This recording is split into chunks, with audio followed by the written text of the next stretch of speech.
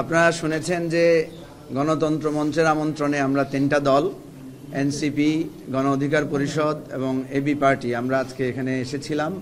খুব ভালো করে আপ্যায়ন করেছেন আমাদের কাইয়ুম ভাই আমাদেরকে। তো আলোচনাটাও খুবই ভালো হয়েছে।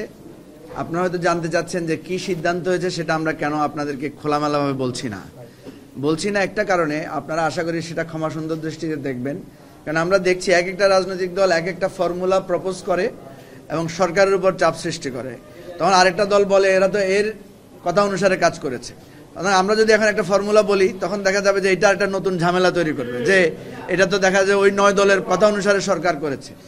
এই অহেতুক বিতর্কগুলো এড়ানোর জন্যই আমরা চিন্তা করেছি যে এটা আমরা এখন এখানে ঠিক করেছি। এটা নিয়ে রাশেদ আপনাদের সামনে বলেছেন, রাশেদ খান, যে আমরা অন্যান্য রাজনৈতিক দলের সাথে কথা বলবো, তবে আমরা ইন প্রিন্সিপাল মনে করি এই আলোচনার দরকার ছিল না।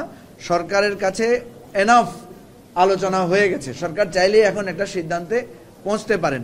কারোর সাথে যদি সরকারের আলাদা কথা বলার দরকার হয়, সরকার বলে নিলেই হতো, কারণ এখানে বিবাদমান পক্ষ কিন্তু খুব বেশি না। তো সুতরাং সরকার সবাইকে আবার ঠেলে দেওয়ার কারণে আজকে আমরা একটা দায়ে পড়েছি। আমরা যদি এটা উদ্যোগ না নেই, মানুষ তখন বলবে যে রাজনৈতিক দলগুলো আপনারা তো কিছু করলেন না। সুতরাং আমরা সেই জন্য করেছি। আমি গণতন্ত্র মঞ্চকে ধন্যবাদ দিই। এখানে এনসিপি নেতৃবৃন্দ আসছেন, গণ অধিকার পরিষদের নেতৃবৃন্দ আসছেন খুবই স্বল্প নোটিসে। তো এটার জন্য আমরা ধন্যবাদ জানাই।